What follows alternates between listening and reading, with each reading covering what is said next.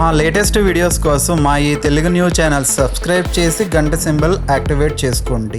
రేపు బుధవారం కార్తీక అమావాస్య ముందు రోజు కనుక ఈ 4 మందార మొగ్గలతో ఇలా చేయండి. ఒక్క పూటలోనే కోటీశ్వరులు అయిపోతారు. మీ కష్టాలు పోతాయి, సమస్యలు పోతాయి, లక్ష్మీదేవి అనుగ్రహం కలుగుతుంది. అమావాస్య ముందు రోజు రాత్రి చాలా శక్తివంతమైనది అని శాస్త్రాలు చెప్తూ ఉన్నాయి. మన జీవితంలోని చీకటిని, కష్టాలను తొలగించుకోవడానికి, వెలుగును, సంపదను ఆహ్వానించడానికి ఇంతకంటే మంచి సమయం మరి ఒకటి ఉండదు. మన చుట్టూ ఉన్న ప్రకృతిలో మన ఇంట్లో లభించే సామాన్యమైన వస్తువులతోనే అసామాన్యమైన ఫలితాలను పొందవచ్చు. అలాంటి వాటిల్లో అత్యంత శక్తివంతమైనది, సాక్షాత్తు దైవ స్వరూపమైనది మందార పువ్వు కాదు. మనం ఇక్కడ వాడుకోబోయేది మందార మొగ్గ. విచ్చుకుపోయే పూలలో ఎంతటి శక్తి దాగి ఉంటుందో అలాగే విచ్చుకోబోయే మన అదృష్టానికి ప్రతీక ఈ మందార మొగ్గ. మన పూర్వీకులు ఎన్నో తాంత్రిక, మాంత్రిక ప్రయోగాలలో, దైవ కార్యాలలో మందార పువ్వును, మొగ్గను విరివిరిగా వాడేవారు. ఎందుకంటే మందార పువ్వు సాక్షాత్తు ఆ పరాశక్తి స్వరూపం. ముఖ్యంగా ఎర్రని మందార పువ్వు అమ్మవారైన కాళికాదేవికి, దుర్గాదేవికి అత్యంత ప్రీతిపాత్రమైనది. అలాగే విఘ్నాలను తొలగించే ఆ వినాయకుడికి మందార పూలతో పూజ చేస్తే ఎలాంటి ఆటంకాలైనా తొలగిపోతాయని మన ప్రగాఢ విశ్వాసం. ఈ పువ్వు సూర్యభగవానుడి శక్తిని కూడా ఆకర్షిస్తుంది. జాతకంలో సూర్యుడు బలహీనంగా ఉన్నవారు, ఆత్మవిశ్వాసం తక్కువగా ఉన్నవారు మందార చెట్టుకు మీరు పోసిన ఆ పువ్వులను దేవుడికి అర్పించినా వారిలో ఒక కొత్త తేజస్సు, శక్తి వస్తాయి. అలాంటి మహిమాన్వితమైన మందార చెట్టు నుండి అమావాస్యకు ముందు రోజు సాయంత్రం 4 తాజా మందార మొగ్గలను కొయ్యాలి. వికసించిన పువ్వులను కాదు, రేపు ఉదయం వికసించబోయే శక్తిని నింపుకున్న 4 మొగ్గలను మాత్రమే తీసుకోవాలి.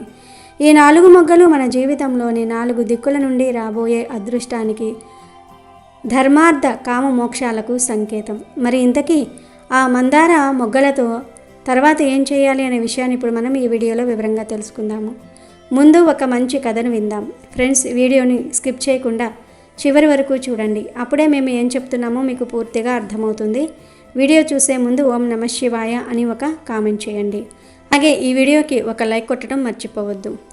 ఒకప్పుడు నారద మహర్షి భూలోకంలో పర్యటన చేసి యమలోకంలోనికి చేరుకున్నాడు. అక్కడ కొంతమంది స్వర్గానికి, కొంతమంది నరకానికి వెళ్తూ అందులో చాలామంది యువకులే కనిపించటం గమనిస్తాడు.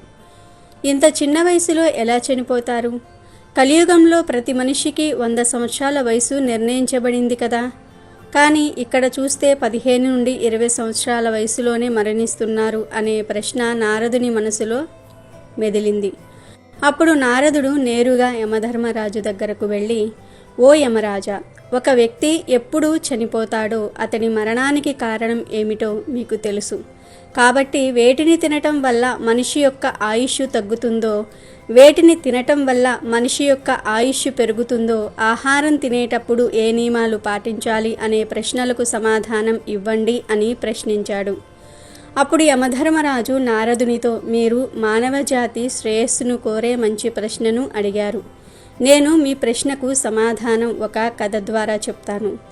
ఈ కథ త్రేతాయుగంలో విశ్వామిత్ర మహర్షి శ్రీరామునికి వివరించాడు. కావున ఎంతో ప్రాముఖ్యం ఉన్న ఈ కథను శ్రద్ధగా వినవలసిందిగా చెప్పి, మనిషి తినే ఆహారాన్ని బట్టి కూడా అతని విధి, అతని తదుపరి జన్మ ఆధారపడి ఉంటుంది అని, అది మీకు కథలో తెలుస్తుందని చెప్తాడు. ఈ కథ ఎవరు వింటారో వారు అన్ని పాపాల నుండి విముక్తులు అవుతారు అని యమధర్మరాజు ఈ కథను ప్రారంభిస్తాడు. త్రేతాయుగంలో దాదాపు 100 యోజనాల పొడవు గల ఒక అడవి ఉంది. ఆ అడవి మొక్కలతో దట్టంగా ఉంది. విశ్వామిత్ర మహర్షి ఈ అడవి సమీపంలోనికి చేరుకుంటాడు. ఆ అడవిలో ఎటువంటి పక్షులు కానీ, జంతువులు కానీ నివసించుటలేదు. మానవులు ఆ అడవికి చాలా దూరంగా ఉన్నారు. అడవికి దగ్గరలో ఒక సరస్సు ఉంది. దానికి సమీపంలో ఒక ఆశ్రమం ఉంది. అని ఆశ్రమంలో సాధువులు ఎవ్వరూ నివసించుటలేదు. ఆ ఆశ్రమాన్ని చూసి విశ్వామిత్ర మహర్షి రాత్రికి ఇక్కడ విశ్రాంతి తీసుకోవచ్చు అని అనుకుంటాడు. రాత్రి సమయంలో ఉండి తెల్లవారుజామున నిద్రలేచి సరస్సు దగ్గరకు వెళ్ళినప్పుడు సమీపంలో ఒక మృతదేహం కనిపిస్తుంది. ఈ అడవికి ఎవరు వచ్చి వెళ్ళటం లేదు. ఏ జంతువులు, పక్షులు కానీ లేవు. కానీ ఈ మృతదేహం ఇక్కడికి ఎలా వచ్చింది?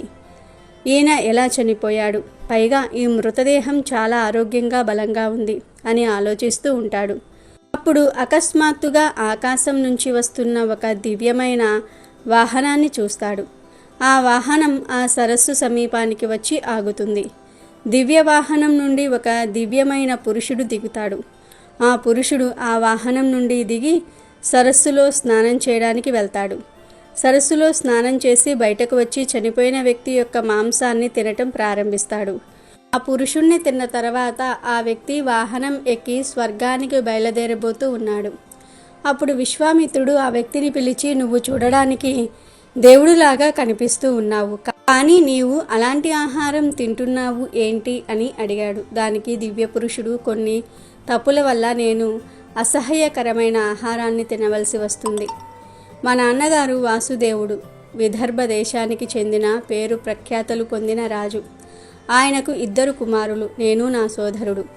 ఆయన మరణం అనంతరం రాజ్యాన్ని నాకు అప్పగించారు. నేను ఆధ్యాత్మిక శక్తిని తెలుసుకొని నా రాజ్య బాధ్యతలను నా తమ్ముడికి అప్పగించి తపస్సు చేయడానికి బయలుదేరాను. నేను నీటిలోనే ఉండి కొన్ని వేల సంవత్సరాలు తపస్సు చేశాను. అప్పుడు బ్రహ్మ ప్రత్యక్షమై నన్ను స్వర్గానికి తీసుకువెళ్ళాడు.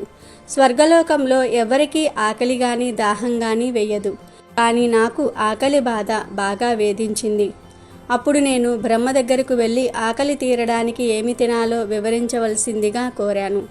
అప్పుడు బ్రహ్మ, భూమిపై దాన ధర్మాలు చేయటం ద్వారానే మనిషి ఈ ప్రపంచంలో ఆకలి మరియు దాహం నుండి విముక్తి పొందగలుగుతాడు. కానీ ఓ రాజా, నీవు నీ జీవితకాలంలో ఏదీ దానం చేయలేదు. తలుపు దగ్గరకు వచ్చిన బిచ్చగాడిని వెనక్కి తిప్పేశావు. అతనికి ఎప్పుడూ భిక్ష పెట్టలేదు. ఏ బిచ్చగాడికి కూడా భిక్ష పెట్టలేదు. నువ్వు రాజువి. నీ రాజభవనంలోని ప్రజలందరినీ సంతోషంగా ఉంచావు. కానీ మీరు రాజభవనంలో నివసిస్తున్నప్పటికీ మీరు తలుపు వద్దకు వచ్చిన అతిథులకు ఆహారం ఇవ్వలేదు. మీరు స్నానం చేయకుండా ఆహారం తినేవారు. ఇది పవిత్ర గ్రంథాల ప్రకారం నేరంగా పరిగణించబడుతుంది. అలాగే భోజనం ప్రారంభించే ముందు మీరు ఎప్పుడూ దేవునికి కృతజ్ఞతలు చెప్పలేదు. ఎందుకంటే మీకు ఆహారం లభిస్తే అది ఎవరి వల్ల జరుగుతుందో మీరు అతని కోసం ప్రార్థించాలి, మరియు మీరు తిన్న రుచికరమైన ఆహారాన్ని ఇతరులకు ఇవ్వకుండా స్వీకరించేవారు.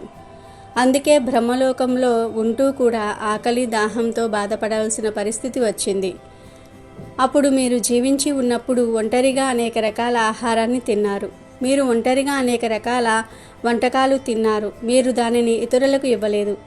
దాని కారణంగా మీ శరీరం బలంగా మారింది, కానీ మీ ధర్మం బలహీనపడింది. మరియు నీవు చేసిన తపస్సు వలన నీకు బ్రహ్మలోకంలో స్థానం లభించింది, కానీ నీ ఆకలి తీరలేదు. ఓ రాజా, నీ ఆకలి తీరడానికి నా దగ్గర ఒక పరిష్కారం ఉంది. నీ మృతదేహం ఆ సరస్సు దగ్గర పడి ఉంది. దాన్ని మాంసాన్ని తిని నీ ఆకలి తీర్చుకోవాలి. అప్పుడు రాజు, ఓ ప్రభు, ఇది తిన్న తర్వాత నాకు ఎప్పటికీ ఆకలి మరియు దాహం అనిపిస్తుంది. అప్పుడు బ్రహ్మదేవుడు ఇలా అంటాడు, ఓ రాజా, నేను నీ శరీరాన్ని తరగనిదిగా చేశాను. ఇప్పుడు ఓ రాజా, మీరు ఎంత తిన్నా అది తరగదు, దుర్వాసన రాదు. మీరు తిన్న మీ స్వంత శరీర భాగాలు మరుసటి రోజు మళ్ళీ తాజాగా ఉంటాయి. ఈ విధంగా మీరు వాటిని మళ్ళీ తినవచ్చు. మీరు మీ స్వంత శరీరం యొక్క మాంసాన్ని తినడానికి 100 సంవత్సరాలు గడిచినప్పుడు విశ్వామిత్ర మహర్షి మీ వద్దకు వస్తాడు. అతని ద్వారా మాత్రమే మీరు ఈ పాపం నుండి విముక్తులవుతారు అని బ్రహ్మ నాకు వివరిస్తాడు. ఆ పురుషుడు విశ్వామిత్ర మహర్షితో, నా శరీరం ఎన్నటికీ నాశనం చేయబడదు మరియు నా శరీరాన్ని చూసుకోవడానికి నేను ప్రతిరోజు వస్తాను. నేను పచ్చి మాంసం తింటాను. ఇదే నా ఆహారం. విశ్వామిత్ర మహర్షి ఇక్కడికి ఎప్పుడు వస్తాడో నాకు తెలియదు. ఆయన వచ్చినప్పుడే నేను ఈ బాధ నుండి ఉపశమనం పొందుతాను. ఇప్పటి వరకు దాదాపు 100 సంవత్సరాలుగా ఆలోచిస్తూనే ఉన్నాను. ఈ మాట విని విశ్వామిత్ర మహర్షి ఇలా అన్నాడు, నేను విశ్వామిత్ర మహర్షిని. చెప్పు రాజా, నేను నీకు ఎలా సహాయం చేయగలను? అప్పుడు రాజు చాలా సంతోషించి నేలపై పడుకొని విశ్వామిత్రుడి పాదాలను పూజించటం ప్రారంభించాడు. మునివర్య, దయచేసి ఈ అసహ్యకరమైన ఆహారం నుండి నన్ను విడిపించండి.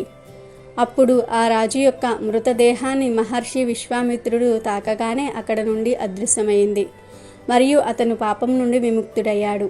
స్వర్గలోకానికి చేరుకున్నాడు. ఈ పద్ధతిలో సరైన ఆహార నియమాలు పాటించకపోవటం వల్ల విదర్భ దేశానికి చెందిన మహారాజు బ్రహ్మలోకంలో నివసించిన సంతృప్తి పొందలేదు. భూమిపైకి వచ్చిన తర్వాత అతను తన మాంసాన్ని తినవలసి వచ్చింది.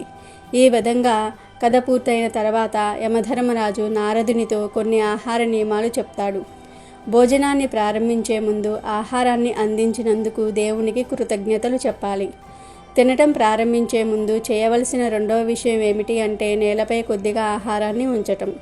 తద్వారా పశుపక్షాదులకు ఆహారాన్ని అందించిన వారు అవుతారు.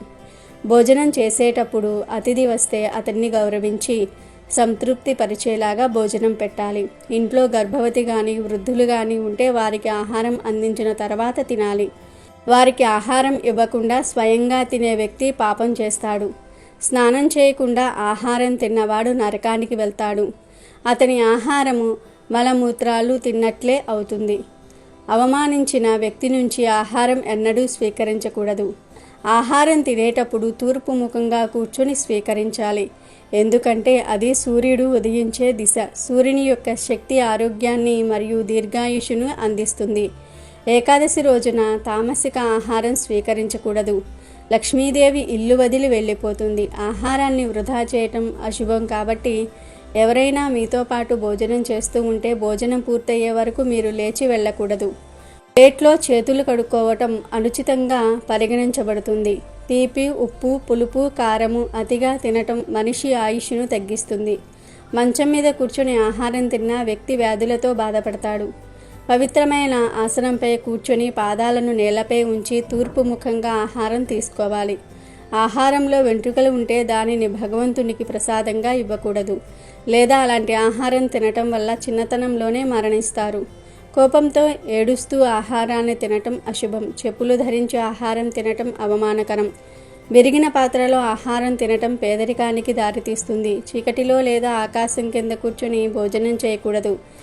లేదా తలపై చెట్టు తప్పనిసరిగా ఉండాలి. ఈ స్థితిలో ఆహారం తీసుకోవటం అశుభం. ఇది జీవితంలో దురదృష్టాన్ని తెస్తుంది. ఈ విధంగా యమధర్మరాజు నారదుడికి మానవుడు పాటించవలసిన ఆహార నియమాలు వివరించాడు.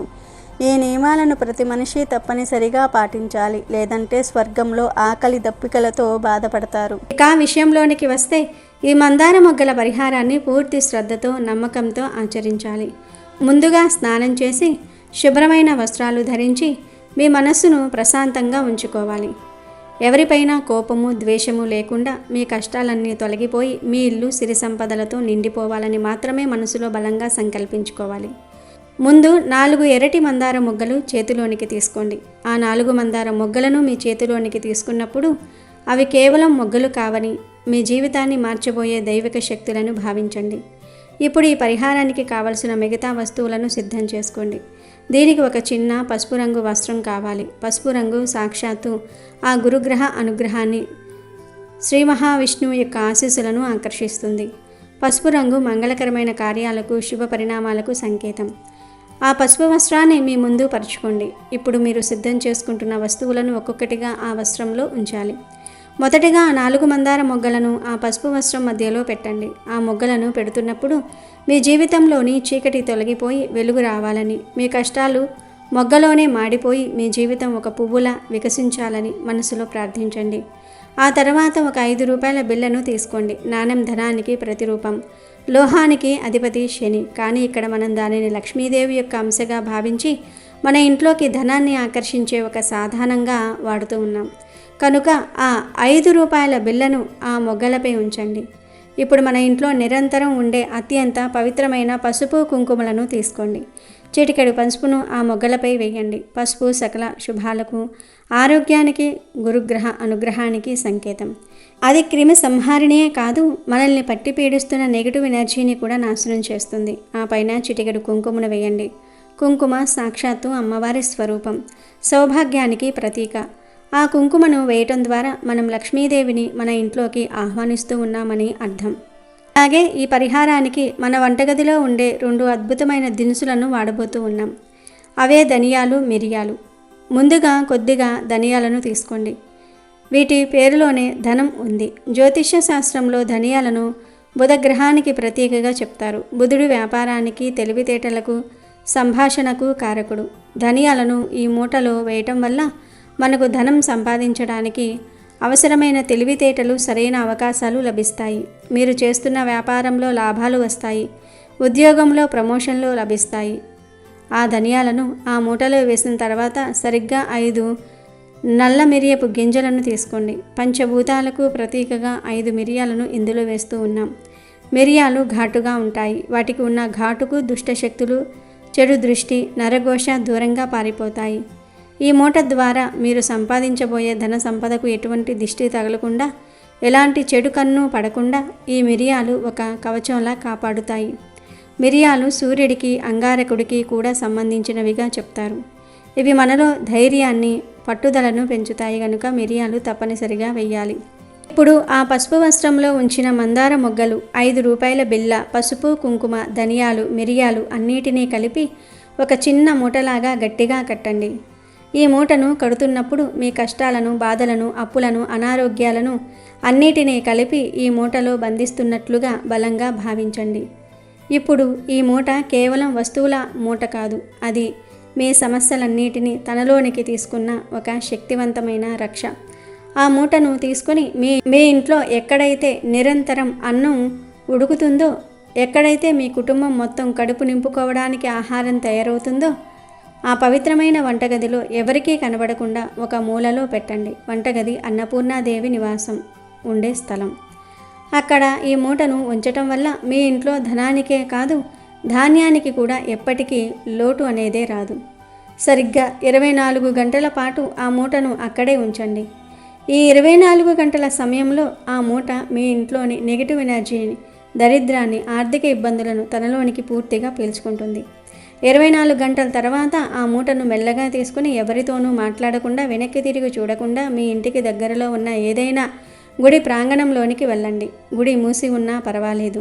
ఆ ప్రాంగణంలో ఎవరూ తొక్కని ఒక ప్రదేశంలో, ఒక చెట్టు మొదట్లో కానీ లేదా ప్రహరీ గోడ పక్కన కానీ ఈ మూటను వదిలిపెట్టి, నా కష్టాలన్నీ మీ పాదాల చెంత వదిలేస్తున్నాను తండ్రి లేదా తల్లి, ఇక నా ఇంటిని, నన్ను చల్లగా చూసే బాధ్యత నీదే అని మనసులో దేవుడికి నమస్కరించుకుని మళ్ళీ వెనక్కి తిరిగి చూడకుండా నేరుగా మీ ఇంటికి వచ్చేయండి. ఇంటికి వచ్చాక కాళ్ళు చేతులు కడుక్కుని దేవుడి దీపం ముందు 1 నిమిషం ప్రశాంతంగా కూర్చోండి. అంతే, మీరు చేయవలసిన పరిహారం పూర్తయినట్లే. ఈ పరిహారం యొక్క ప్రభావం ఒక్క పూటలోనే, అంటే మరుసటి రోజు ఉదయం నుండే మీకు కనిపించటం మొదలవుతుంది. ఆగిపోయిన పనులు అవే ముందుకు కదులుతాయి. రావలసిన డబ్బు చేతికి అందుతుంది. అనవసరమైన ఖర్చులు తగ్గి ఇంట్లో ధనం నిలబడటం మొదలవుతుంది. అప్పుల బాధ నుండి విముక్తి లభిస్తుంది. ఇంట్లో ప్రశాంతమైన, సంతోషకరమైన వాతావరణం నెలకొంటుంది. భార్యాభర్తల మధ్య అన్యోన్యత పెరుగుతుంది. ఈ పరిహారం చిన్నదే కావచ్చు, కానీ దీనిని పూర్తి నమ్మకంతో ఆచరిస్తే ఫలితాలు మాత్రం అద్భుతంగా ఉంటాయి. మీ కష్టాలన్నీ తీరిపోయి మీరు కోటీశ్వర్లుగా మారిపోతారు. ఏ లోటు లేని సంతోషకరమైన జీవితాన్ని గడపటం ఖాయం. అమెజాన్లో బెస్ట్ డిస్కౌంట్స్ కోసం వీడియో డిస్క్రిప్షన్లో లింకు ఉంది, చూడండి. అలాగే మా టెలిగ్రామ్ ఛానల్ సబ్స్క్రైబ్ చేసుకోండి.